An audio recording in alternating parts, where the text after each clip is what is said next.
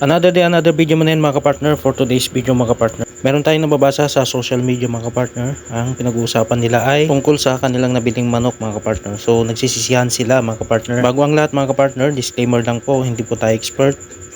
Pero sinshare lang po yung pag-aralan po natin mga kapartner. Sinisisi nung buyer nung nabili niyang manok mga kapartner.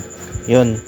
Hindi daw nangingitlog o mahina daw mangitlog yung kanyang mga manok mga kapartner. So itong video to mga kapartner, sana makatulong to sa inyo mga kapartner, o baka makatulong to para sa inyo mga kapartner. Minsan kasi mga kapartner, nasa pagkain din lang yan mga kapartner, yung manok, ganun.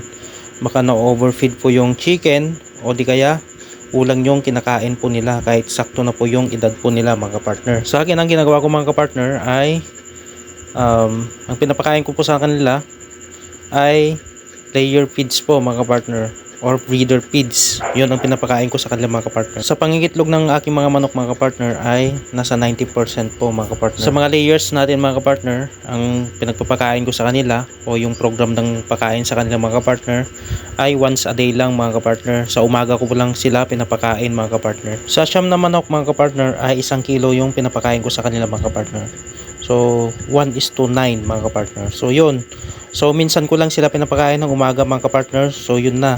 Hindi ko na sila pinapakain ng hapon mga kapartner. So ayun, maganda pa rin naman yung pangingitlog nila mga kapartner, at saka laging bago yung inumin nila mga kapartner. Ang ginagawa ko diyan mga kapartner, sa inuman nila, naglalagay ako sa umaga, tapos sa tanghali mga kapartner ay pinapalitan ko na po mga kapartner para laging bago po yung inumin nila mga kapartner. So yun yung ginagawa ko sa aking manukan mga kapartner. So okay naman yung pangingitlog nila mga kapartner. Nag-iitlog pa rin sila araw-araw ganyan, at di pa rin sila bumababa sa 90% mga kapartner. Para malinaw po mga kapartner, sa hybrid po yun ng mga chicken ko mga kapartner.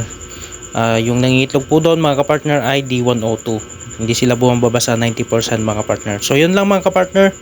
Thank you for watching and God bless po.